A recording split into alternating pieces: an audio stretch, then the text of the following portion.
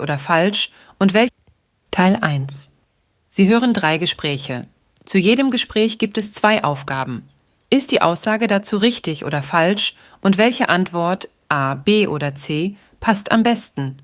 Markieren Sie Ihre Lösungen für die Aufgaben 22 bis 27 auf dem Antwortbogen. Sie hören die Gespräche einmal. Nummer 22 und 23. Guten Morgen, Thomas. Schön, dass Sie da sind. Wir haben ein neues Projekt, bei dem ich Ihre Unterstützung brauche. Guten Morgen. Was genau soll ich machen? Sie werden die Projektplanung übernehmen. Das heißt, Sie erstellen den Zeitplan und koordinieren die einzelnen Schritte. Das Projekt hat höchste Priorität. Alles klar. Und wer ist im Projektteam?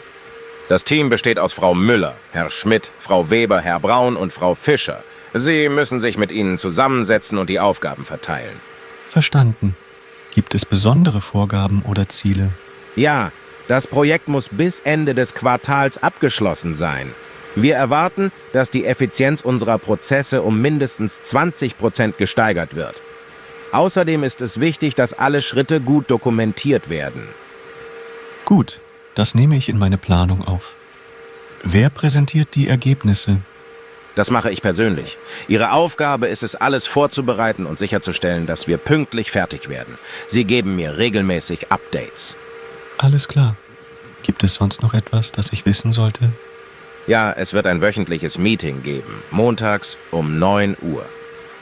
Außerdem möchte ich, dass alle Teammitglieder ausreichend geschult sind und wissen, was von ihnen erwartet wird. In Ordnung. Ich werde ein Kick-Off-Meeting für das Team organisieren und alle wichtigen Punkte besprechen. Das klingt gut. Wenn Sie Unterstützung brauchen oder Fragen haben, können Sie sich jederzeit an mich wenden. Vielen Dank. Ich werde mein Bestes geben, damit das Projekt ein Erfolg wird.